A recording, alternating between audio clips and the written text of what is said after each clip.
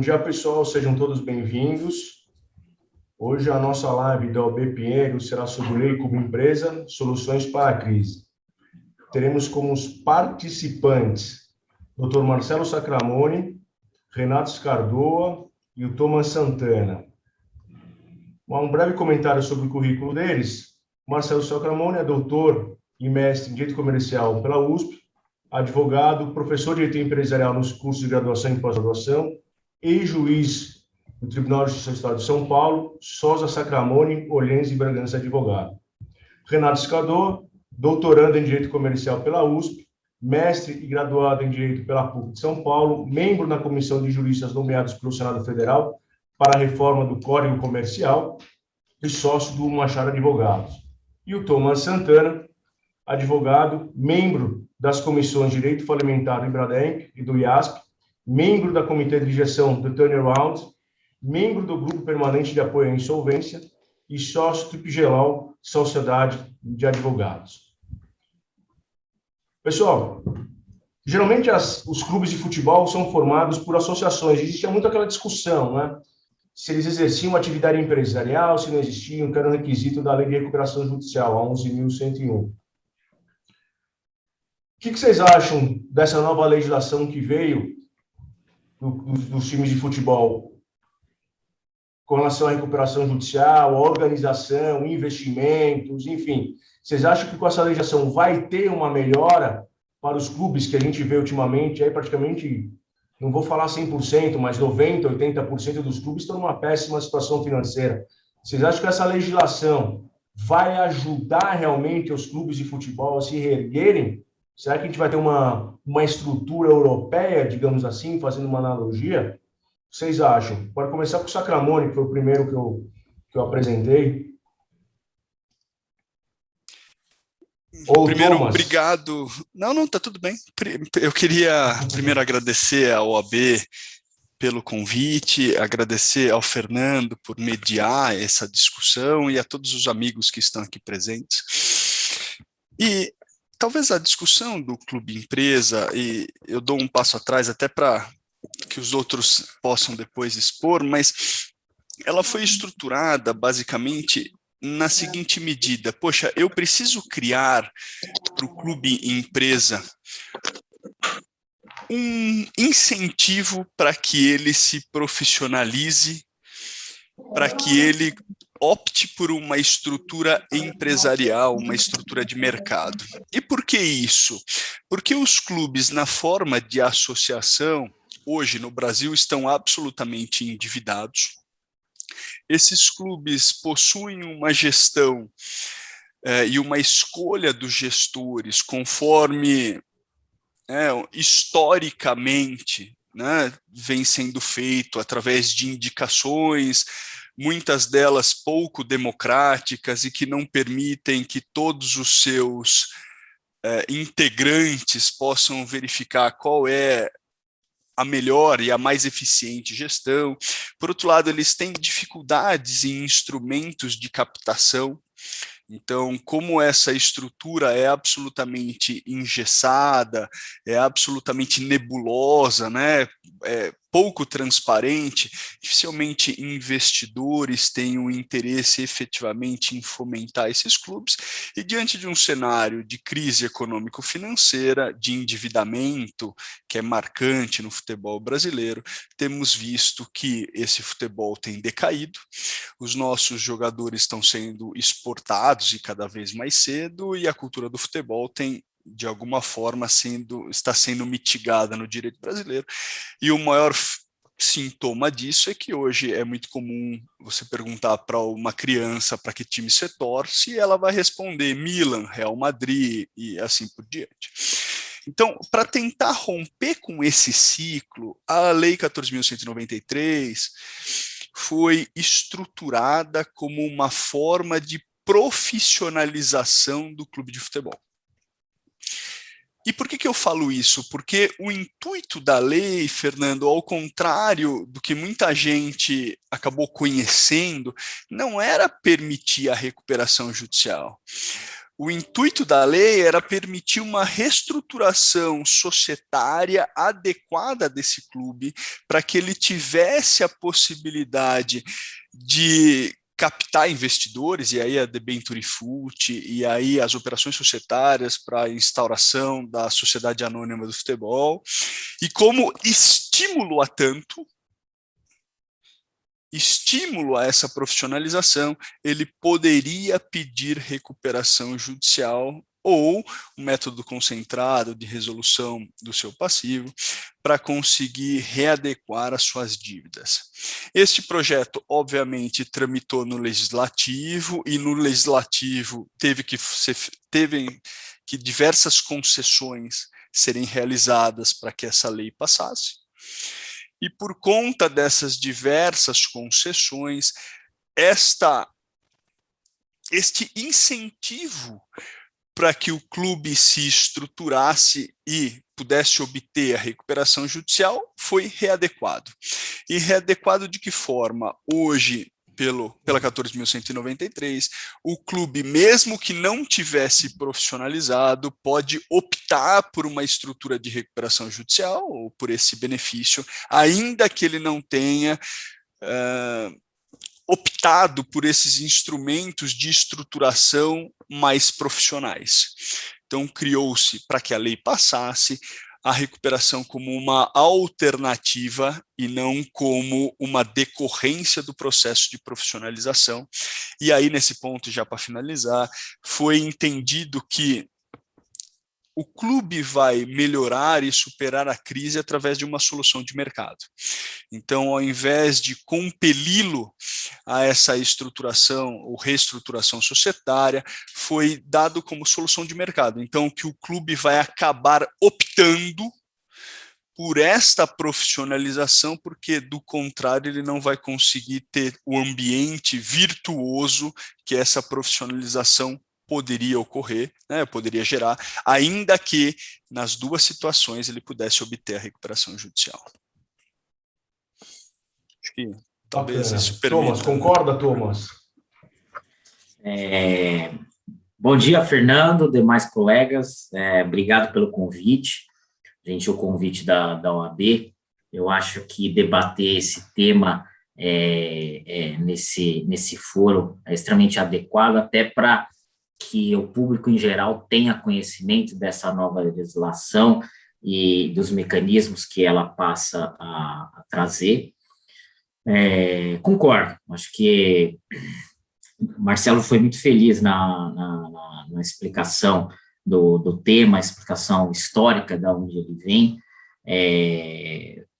Já há algum tempo, acho que já há algumas décadas, né, a gente escuta essa questão, né, da necessidade de profissionalização do futebol, e hoje realmente ela é premente.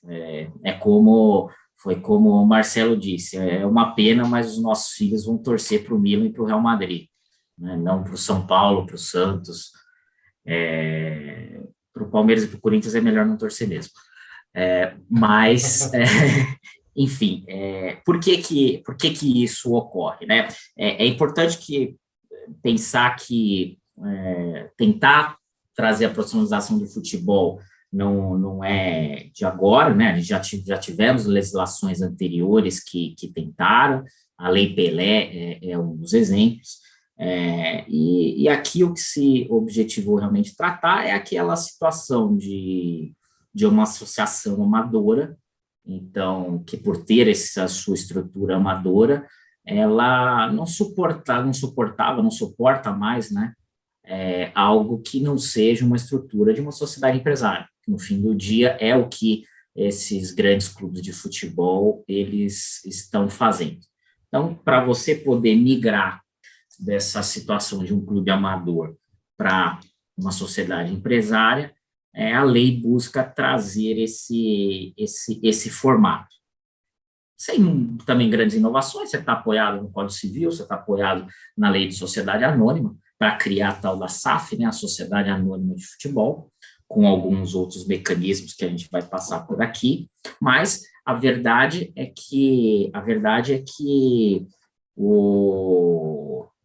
O objetivo é dar esse passo adicional e, com isso, você permitir que o clube passe a ser um foco de investimento qualificado. Você ter um investidor qualificado, você ter outros mecanismos do clube se capitalizar, que não simplesmente o empresário ou aquele mecenas presidente do clube, mas o mercado de capitais. Acho que esse é o grande mote da legislação. Acredito que para isso ela caminhou bem, mas, de fato, como a gente vai tratar aqui em outros temas, precisava ter um balanceamento, né? Ao mesmo tempo em que você dá a possibilidade do clube se profissionalizar, você dá a possibilidade dele se capitalizar de formas diversas, você também precisaria resolver o passivo dele, né? Eu vou trazer um dado aqui, da consultoria Sports Value, o amigo Amir Somojo. Ele tinha destacado que em 2019, né, os 20 maiores clubes do futebol, aí podemos falar os 20 da primeira divisão daquele ano, né, eles tinham somado um endividamento naquele ano, né, de R$1 bilhão. Isso já representava 39% de aumento. Eles conjuntamente representiam uma dívida de 10 bilhões de reais. Isso em 2019. Depois disso, a gente teve a pandemia. Então, a situação dos clubes ficou ainda pior, né? A gente sabe que o faturamento deles caiu drasticamente, especialmente porque você não tinha, até pouco tempo atrás, você não tinha nem telespectador, você não tinha torcedor nos estádios. Então, a situação realmente ela caminhou de lá para cá e é hoje uma situação que precisa de freios e também de contrapesos. Então, esse é o meu comentário inicial, a gente vai passar depois pelos detalhes, mas em linhas gerais é como eu vejo essa legislação. Era necessária, chegou, vamos ver agora como colocá-la em prática. Bacana, Thomas. Obrigado, Thomas. Obrigado, Marcelo. Renato, concorda com os comentários do Marcelo e do Thomas? Eu sou um pouco mais cético em relação a essa lei especificamente. Então, acho que até para dar uma temperada na nossa manhã, vou colocar meus comentários, tá? Eu entendo que a legislação, principalmente para esse caso, ela tem um objetivo de sanar algum problema, né? Ela é criada com esse objetivo, né? E a lei, ela, vamos pensar bem, assim, se a gente for pensar, o espírito dela, ela trata essencialmente de 4 pontos, né? Um sobre o reequacionamento da dívida, um outro sobre uma questão tributária, um novo tratamento tributário para a SAF, que esse é um pouco mais polêmico, uma nova forma de governança, né? E uma nova forma de investimento, e também, dentro da governança, a possibilidade de novos mecanismos de investimento nos clubes de futebol, né? Então, pois bem, o primeiro passo que eu daria era para trás, né? Assim, para que a gente está fazendo essa lei? O primeiro ponto, né? Primeiro ponto que a gente pode entender, né? Acho que governança é um problema nos clubes de futebol? Acho que isso a gente não tem dúvida que governança é um dos problemas. Só que a gente nunca acertou um pouco a mão disso também, né? Porque a gente tinha também 2 modelos um mais antigo, mais tradicional, de dirigentes que se perpetuavam no poder e tratavam os clubes como verdadeiros feudos. Isso sempre foi muito questionado pela condução dos clubes.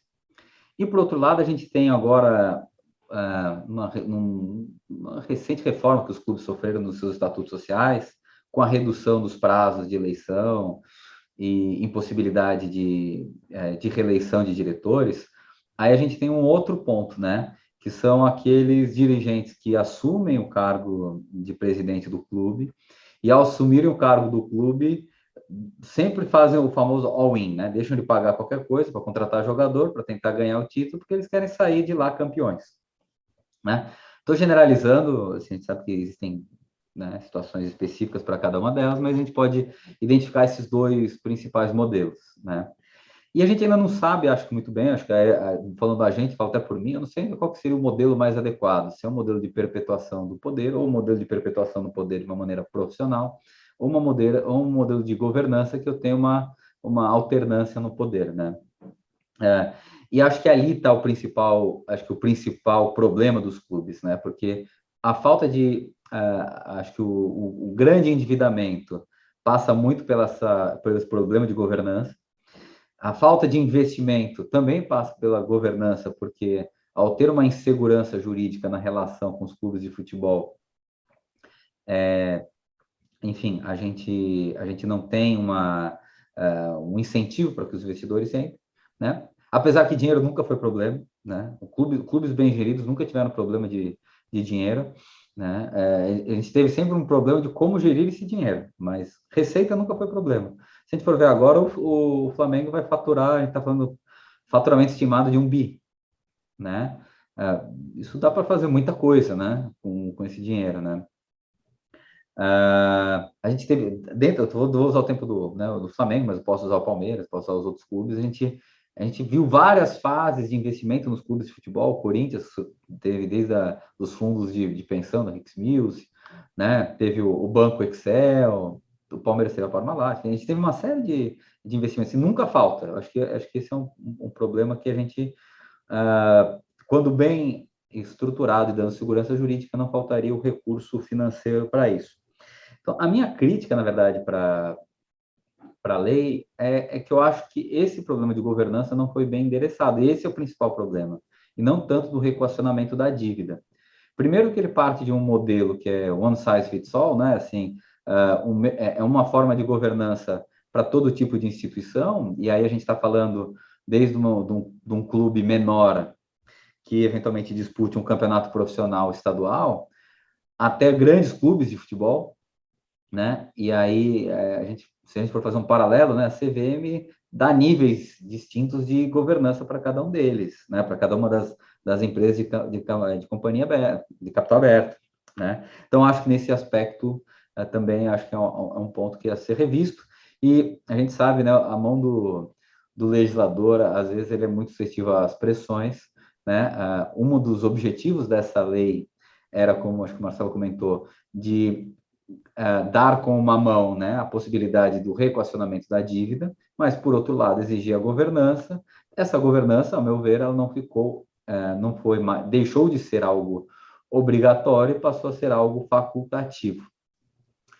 Especificamente sobre não vou entrar muito no detalhe, porque a gente acho que vai abordar aqui nos nossos pontos aqui, sobre os modelos adotados. Então, acho que o modelo de one size fits all acho que não é o mais adequado.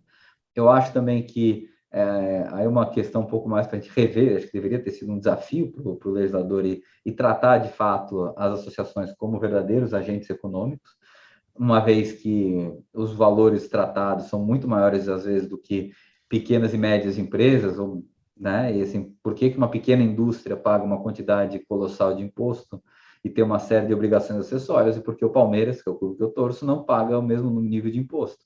E mesmo assim, esses clubes ainda devem imposto, né? Tributário sempre foi um problema. A gente teve Profut, teve uma série de incentivos e acaba não pagando imposto. Então, por que esses agentes econômicos têm que ter um incentivo econômico e não podem ser tratados de maneira igual, né? Acho que o princípio da isonomia é tratar, né, os iguais de maneiras igual, os desiguais, no caso, não há desigualdade de maneira desigual, né? E o outro ponto é que aí também acho que a gente também vai ver na prática, são as distorções causadas entre os próprios agentes econômicos quando atuarem dentro do mesmo campeonato, que a gente vai ter clubes formados através de clube-empresa e outros clubes mais rígidos. Vou dar um exemplo aqui de novo, Palmeiras e Flamengo, Atlético Mineiro, que tem uma saúde financeira, São Paulo também tem uma saúde financeira um pouco mais forte, estão sujeitos a uma tributação muito mais favorável do que outros clubes que virarem clube-empresa. Então, em tese, se eles se profissionalizarem, né, ou continuarem numa gestão mais profissional, vão ter uma vantagem competitiva no seu aspecto tributário em relação aos demais. tirando todas essas considerações que eu faço, mas eu vejo, apesar de tudo isso, com bons olhos. Eu acho que as evoluções legislativas, elas são gradativas, né? A gente não vai ter uma bala de canhão para resolver todos os problemas. Mas são essas as minhas considerações iniciais. Bacana, Renato. Os três falaram muito mais o Thomas falou sobre profissionalização do futebol, né? A profissionalização do futebol com compliance acaba ficando caro, muitas vezes, inviabiliza muitas vezes, né? Estava conversando outro dia com o diretor de um grande time de futebol aqui de São Paulo, diretor jurídico, e é caro você estabelecer o compliance. Você tem compliance dentro da administração do time de futebol e um compliance com jogadores de futebol que muitas vezes não aceitam aquelas regras, né? Nas regras que o jogador de futebol já está jogando, depois você vem colocar um compliance, umas regras específicas em cima do jogador que já está dentro do time de futebol. Você começa a criar uma confusão interna, né? Vocês acham que um clube grande, por mais que seja caro, ele vai ter condições financeiras, bem ou mal, de fazer essa estrutura? E o menor? O menor, você acha que o menor, eu vou te dizer o menor até na primeira divisão do Campeonato Brasileiro, não vou nem para a primeira, para a segunda, ou a Série C do Paulista ou do Brasileiro, enfim, vamos ficar aí, porque a gente vê times da primeira divisão, está acompanhando o Campeonato Brasileiro, tem times muito enforcados, e times da segunda divisão, times grandes que estão enforcados. Vocês acham que esses times têm condições de fazer um compliance, profissionalizar o futebol para ter os benefícios da lei? E vou até mais. Profissionalizar o futebol. O presidente, ele consegue, por intermédio da política interna, ele colocar pessoas capacitadas dentro de suas diretorias e chefias internas, para não perder voto, para não perder a reeleição, ou não perder o controle do time de futebol, porque a gente vê na prática que o presidente muitas vezes não sabe nem falar, está com o presidente, né, e tem que fazer os seus acordos ali para aprovar contas, para contratar jogadores, enfim. O que vocês acham disso? Começando com o Marcelo, para seguir a mesma sequência. O lado bom, Fernando, de toda essa discussão é que, na verdade, o mercado vai dizer se está correto ou está errado. Na verdade, a lei acabou tendo uma opção, e a opção foi, e no meu entender foi no sentido que você até expôs aí da sua angústia, que foi deixar a esses clubes a opção de se estruturarem ou não. Então, o pequeno, obviamente, talvez não queira se submeter às diversas regras que, sem dúvida, vão impor custos, mas, por outro lado, ele não vai ter o benefício de uma estruturação, de uma transparência, e, obviamente, não vai captar recursos, e, obviamente, por não captar recursos, não vai contratar bons jogadores, e por não contratar bons jogadores, muito provavelmente ele vai perder campeonatos, e por perder campeonatos ele vai perder torcedores, e ao longo dos anos ele vai ser eliminado.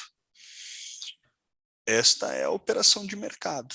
Então, criou-se aqui um estímulo para que aqueles que se profissionalizarem, ainda que pequenos, conseguirem gerar uma estrutura de informação e de transparência para obter esses enormes recursos. E aí você fala, Marcelo, mas é um clube de várzea.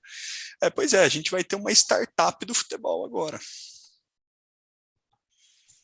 para tentar essa captação de recurso, porque a alternativa é morrer. Então, agora, não existe... Você falou startup, não te interrompendo, mas já te perguntando, não querendo te interromper, mas já te interrompendo, as startups, você acha que a gente pode fazer um paralelo com o Cartola da Rede Globo, do camarada que ele não torce para o time A, investir nesse time A e abandonar o time dele? O que você acha? Tentou-se agora profissionalizar. Então, eu vou trazer investidores que vão verificar se aquilo ali é um bom negócio ou não. E o investidor pensa com o bolso e não com o coração. Só que por pensar com o bolso e o investidor não gosta de perder dinheiro, ele vai fazer com que aquele time ganhe campeonatos, contrate bons jogadores. E isso vai fazer com que os associados que estão ali efetivamente pela paixão, consigam ter bons resultados.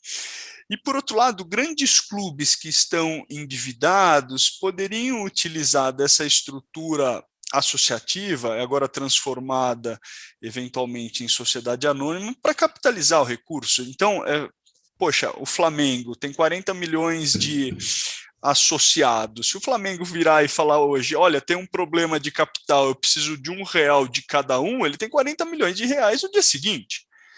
Então, o que a gente permitiria simplesmente é que esses aportes de recursos fossem feitos com direito de controle, de voto e de escolher sua melhor diretoria. Hoje, esse associado não tem nenhum interesse em aportar recursos, porque ele não tem um retorno a respeito desse recurso.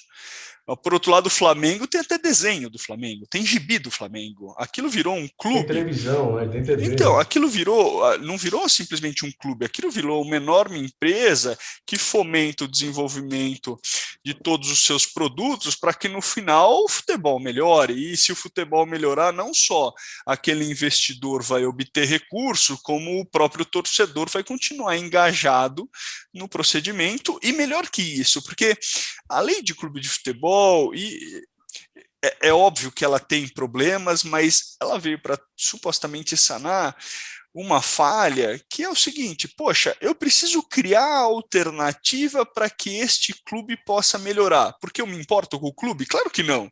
Porque eu me importo com o futebol, porque caso contrário, quem vai ser prejudicado é o futebol como um todo, que vai minguar. Então, nesse processo, e acho que talvez essa seja a sua angústia, diversos clubes vão morrer? Não tenho dúvida. E vão virar clubes de várzea. Eu brinco que o meu clube da 3ª divisão, agora na 4ª, se não me engano, do Paulista, caiu, tem o estádio penhorado e ninguém quis comprar. Então, qual é a mudança de paradigma necessária? Teremos poucos clubes, alguns clubes vão falir agora, então o cara opta por empresa, vai poder vender a marca, vai, porque talvez não valha, mas isso vai permitir que alguns bons, ainda que sejam concentrados, façam que o futebol melhore. Essa é a estrutura. Thomas, concorda com o Sacramone? Sim, até se eu complementando isso, até para a gente também ter um panorama, né, aqui do que a lei ela tá trazendo.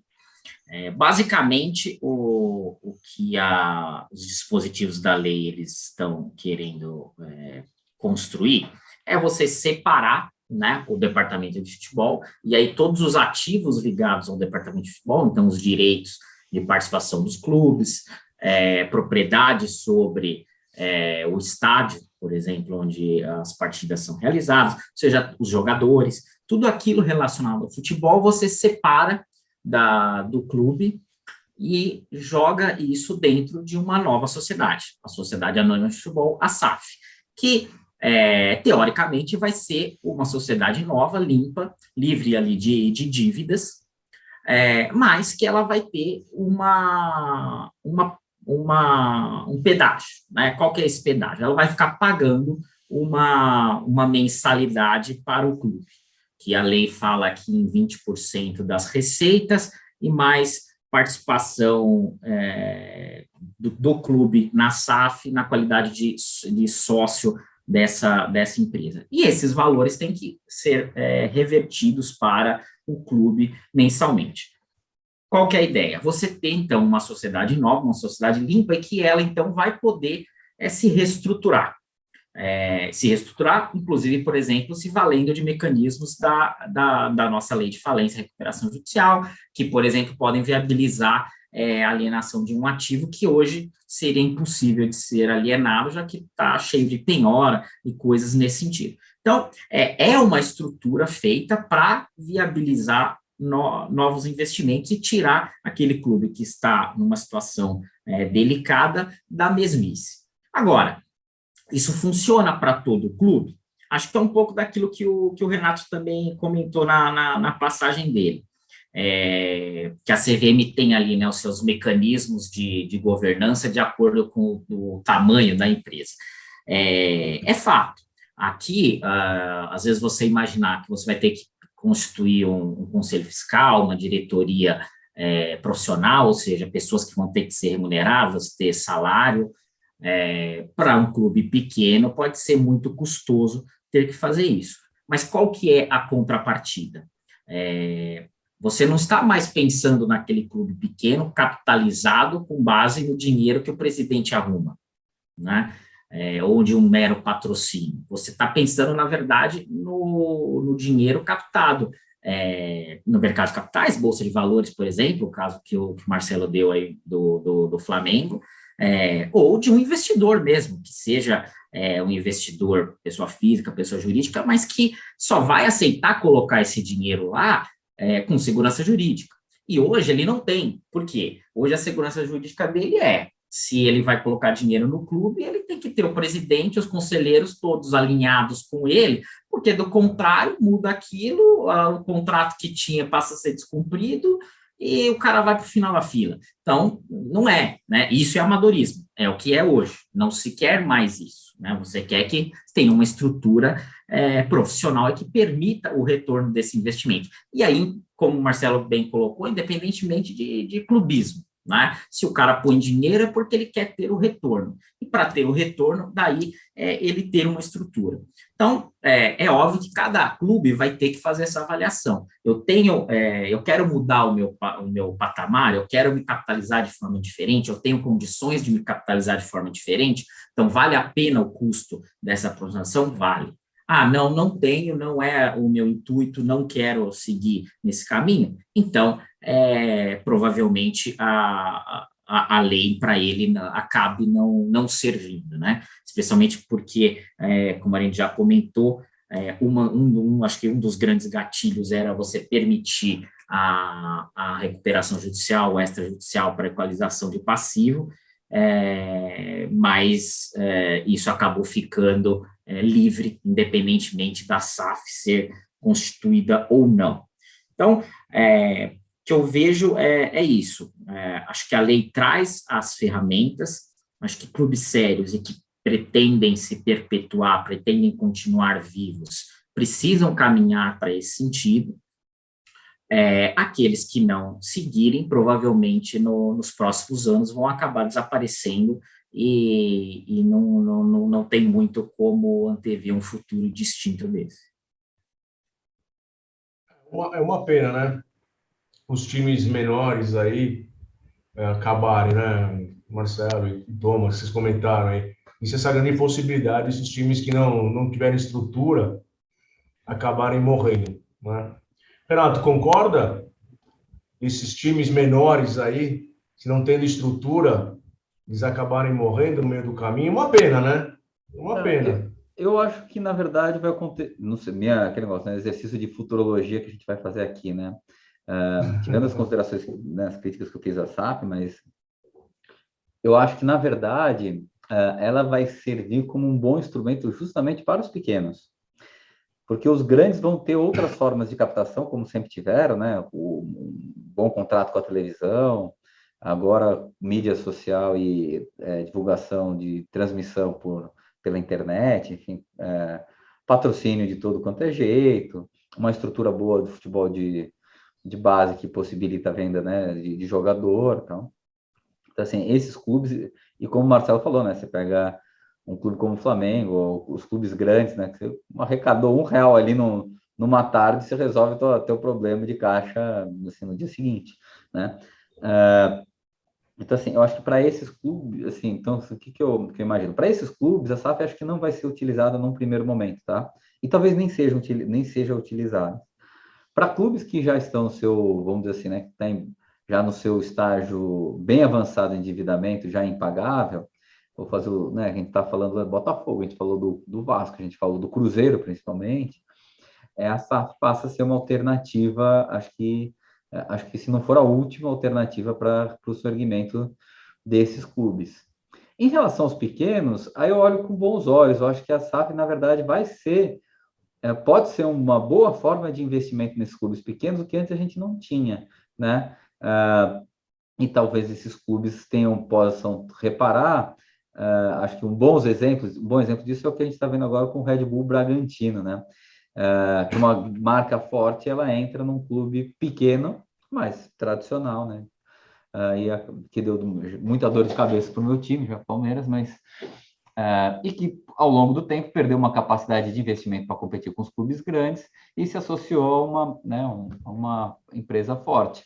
Eu acho que a saída dos clubes pequenos vai ser justamente abrir um pouco a cabeça para eventuais investidores que possam ajudar a reestruturar e, de fato, profissionalizar e serem donos mesmo desses clubes, né?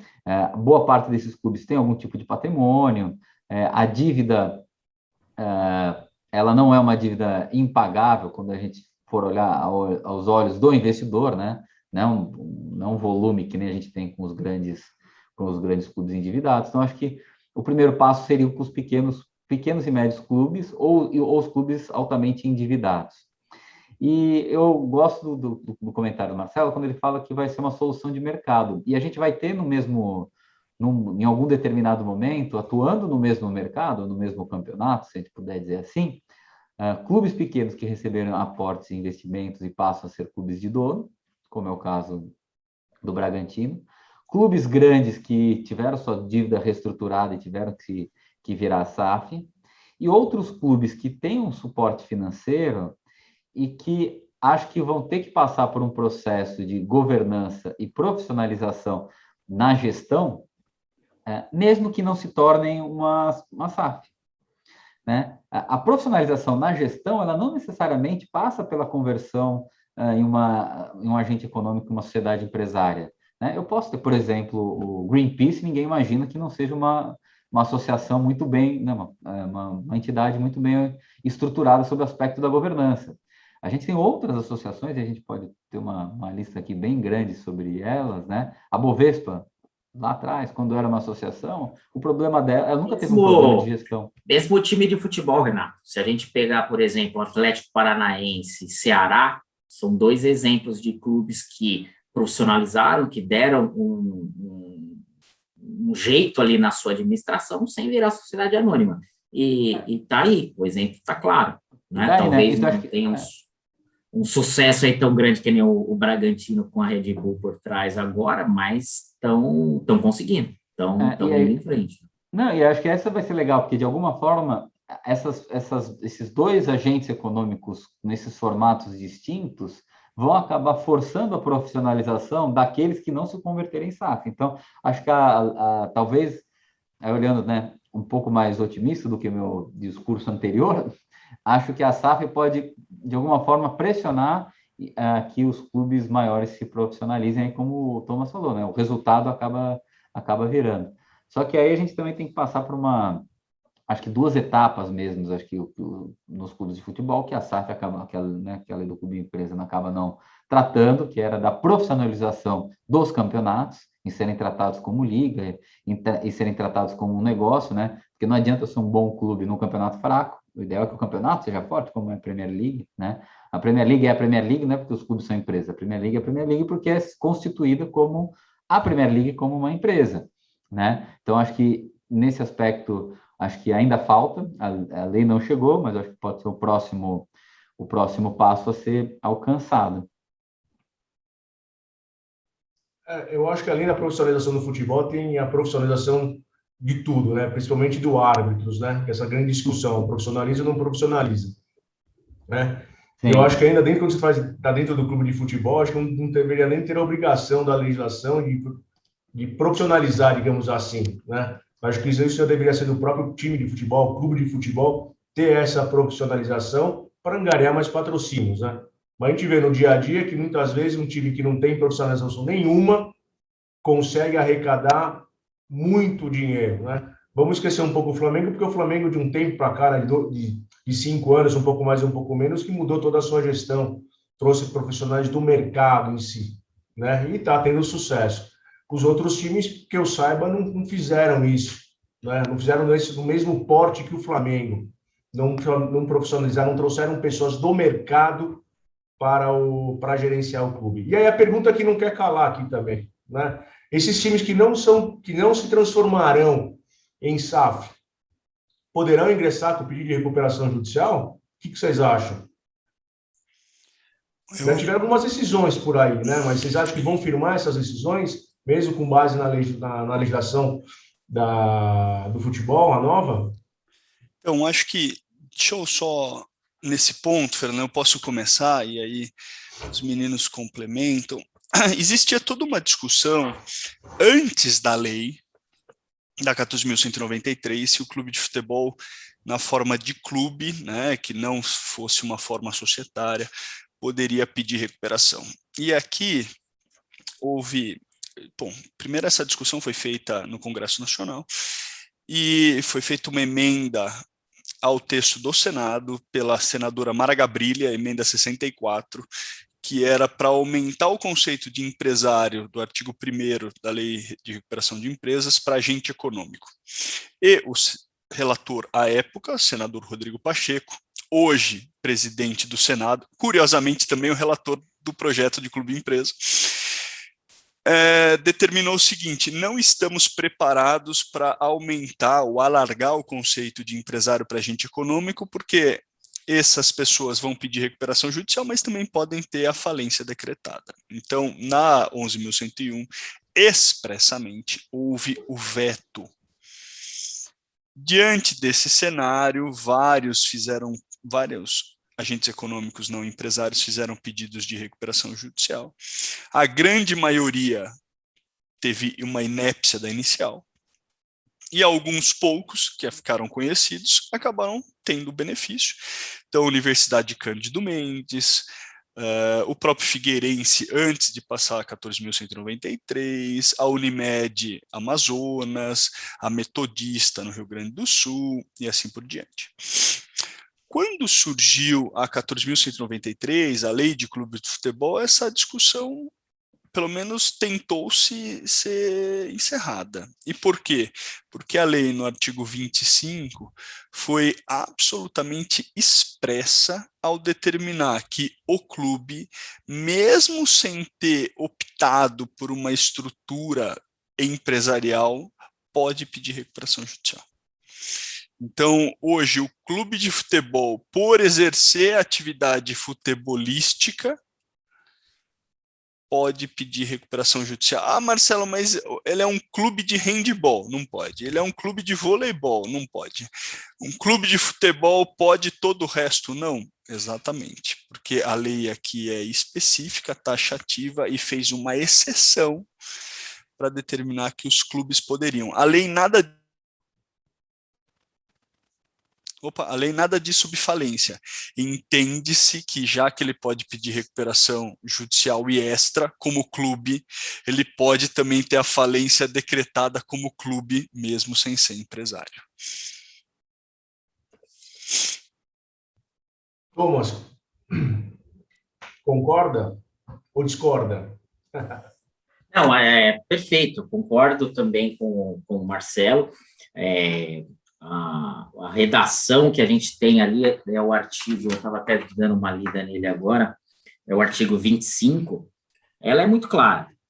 O clube, ao optar pela alternativa inciso 2, caput, artigo 13, que aí é uma forma de equalização do seu passivo por RJ, RE, e por exercer atividade econômica, ou seja, né, o clube precisa exercer atividade econômica, é admitido como parte legítima para requerer recuperação judicial e extrajudicial, submetendo-se à Lei 11.101. Você vê que o artigo ele não fala de falência realmente, mas me parece uma consequência lógica. Se eu me submeto a um procedimento da Lei de Insolvência como recuperação extrajudicial a judicial, a própria lei ela traz mecanismos de convolução desses procedimentos em falência. Então, seria muito imaginar que ele pode pedir a recuperação judicial e extrajudicial, mas não pode falir, né?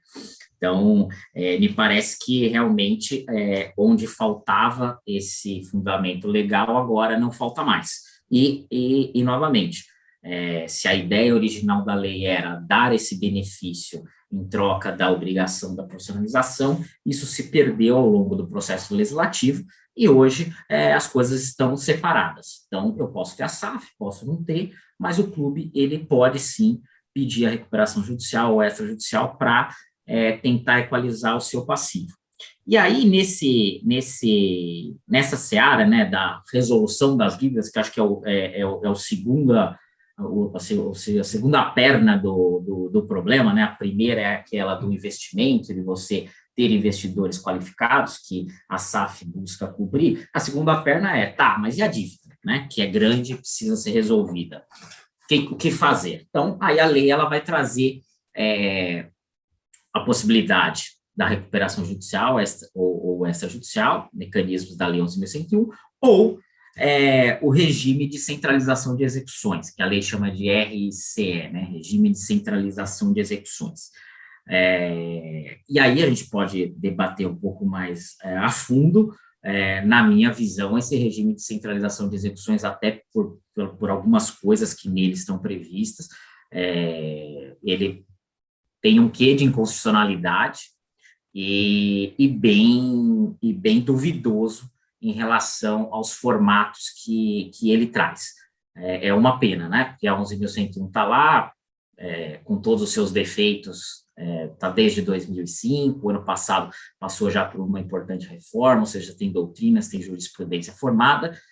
Era melhor deixar só com ela, né, para resolver isso, mas acabaram optando por trazer também a RCE.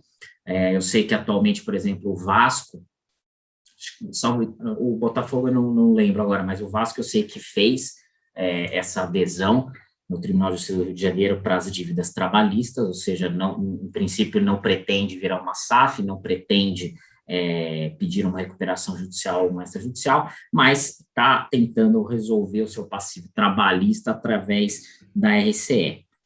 A gente pode falar daqui a pouco mais sobre ela, mas me parece um procedimento bem complicado esse, no formato em que a lei o desenhou.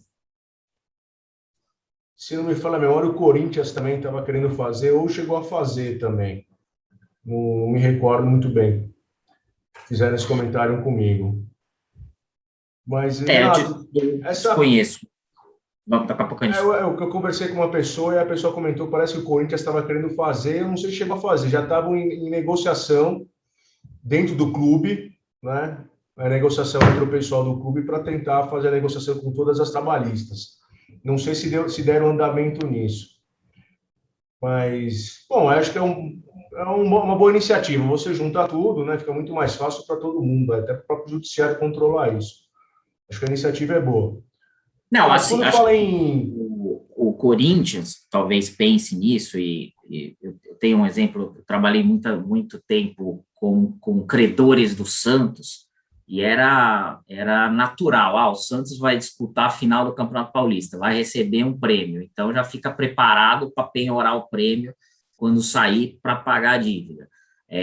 Esse tipo de expediente que quase todo clube sofre, né? Ele atrapalha realmente a vida do clube, né? Ele está ali no dia a dia, de repente cai uma penhora, né? Então, a gente sabe que o Corinthians tem desses problemas, o Vasco muito mais. Então, por essa via, o mecanismo ele é interessante, né? Você evita essas penhoras e você tem ali um canal único, né, para pagamento dessa dívida e equalização do passivo. A ideia é muito boa, mas a gente pode abordar, acho que, na verdade, o formato que um pouco a desejar. Eu ia até perguntar para o Sacramone, que trouxe para a Portuguesa, que eu me lembro, a Portuguesa ela também fez um parecido, e aí o Arthur comentou aqui também que a Portuguesa e o Vila Nova fizeram já também esse pedido de centralização das execuções, mas a Portuguesa fez, você lembra, Sacramone? Apesar da afirmação dele aqui, foi feito, não foi? Você lembra?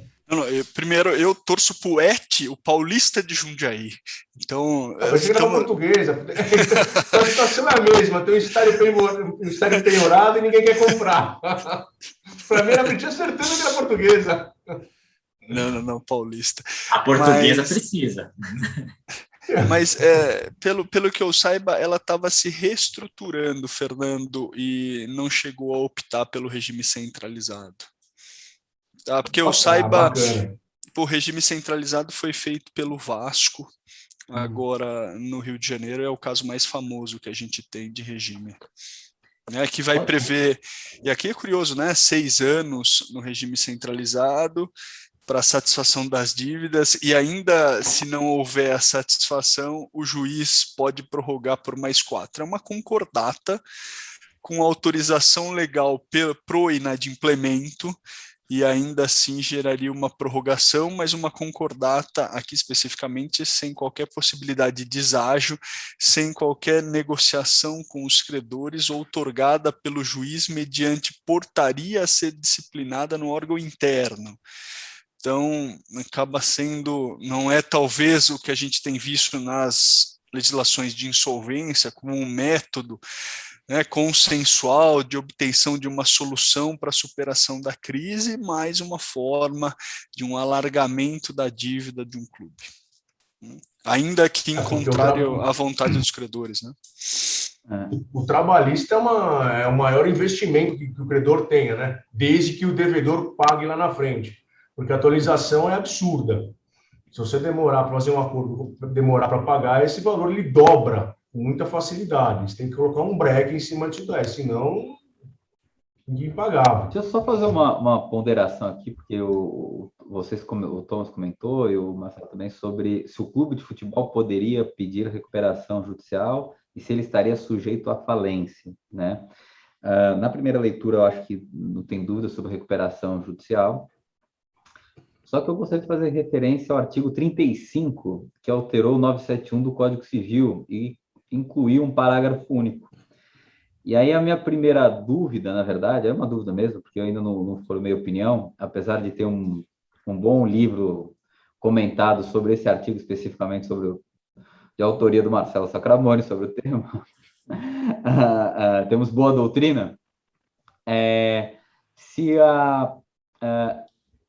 esse artigo especificamente ele não geraria 2 efeitos, Porque se a lei de recuperação judicial fala que o empresário pode falir e pedir recuperação judicial, recuperação extrajudicial, com a alteração do 971 fala que a associação é equiparada para todos, mediante registro, e esse vai ser meu segundo comentário, mas o clube de futebol que tiver o seu registro realizado, a sua inscrição, ele, para todos os efeitos, ele se equipara ao empresário.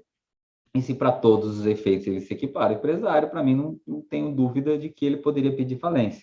E aí coloco também mais uma pimenta que eu acho que até o tratamento tributário dele deveria ser para todos os efeitos igual ao do empresário, Todos os efeitos, entendo-se todos, não só aqueles que me atendem, E aí a pergunta que eu gosto, assim, se a gente não sabe se seria um requisito formal mesmo, se a leitura do artigo 1º que define o que é o clube deve ser combinada com o parágrafo único do 971, ou seja, clube de futebol, para ser clube de futebol, não bastaria ser uma associação que explora atividade, de acordo com a definição aqui, até me fugiu a cabeça. Parágrafo 1º, o inciso 1, que fala associação civil, regida, dedicada ao fomento e à prática de futebol. Se a inscrição no registro de empresa, na junta comercial, é requisito para ela ou não. Então, aqui já coloco a minha dúvida. Então, assim, para mim, na minha compreensão, o clube de futebol também pode pedir falência, afinal, ele está sujeito a todos os efeitos, com a alteração do 971.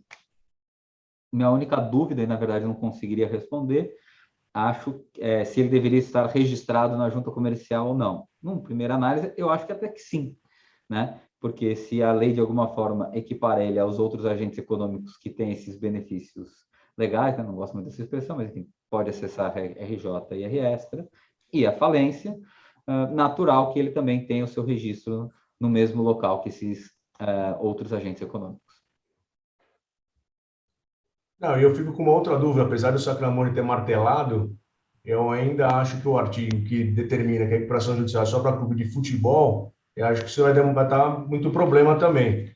Eu acho que tem uma inconstitucionalidade aí em tese, porque eu não acho razoável aí o Corinthians entrar na recuperação judicial e o clube que não tão grande quanto num outro esporte não se prevalecer também da lei de recuperação judicial. Mas, enfim, isso daí estamos batendo bola aqui. Mas, Sacramone, o que você achou dos comentários do Scardoa? Eu discordo, né? Então, Pode ou não pode? veja, e acho que até o comentário, a gente já discutiu isso antes, ele sabe da minha posição e fez só para provocar, mas, na verdade, o 971, a lei teve um resquício, que é a equiparação do produtor rural a clube de futebol, que é no artigo 30.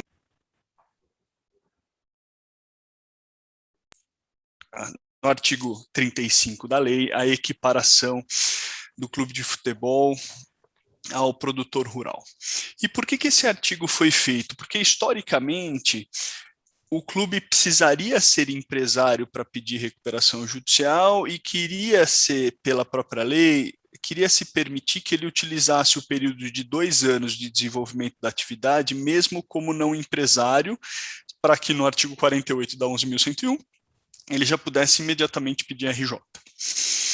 Então, se inicialmente ele precisava ser empresário, todo mundo precisava ser sociedade anônima de futebol, pela metodologia, quando a lei foi aprovada no Congresso Nacional, foi inserido o 25.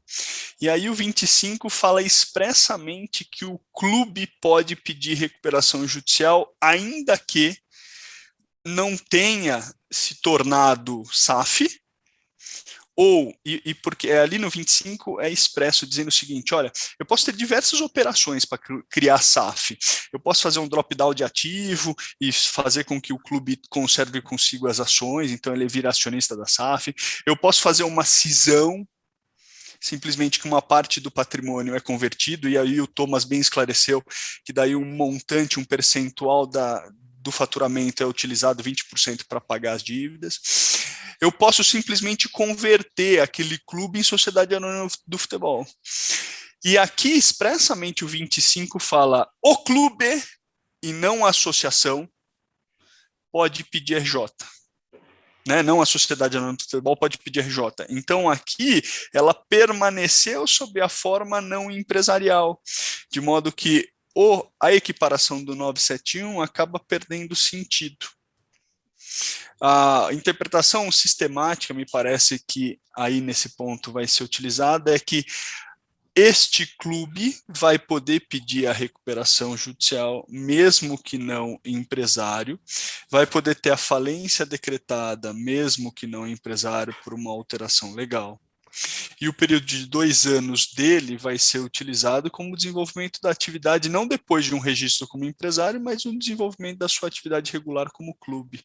Talvez essa seja a interpretação sistemática da lei, né? Embora expressamente a gente pudesse extrair a conclusão do Renato. Né? Thomas, concorda com o Renato ou com o Sacramone? Ou você vai vir com uma outra tese?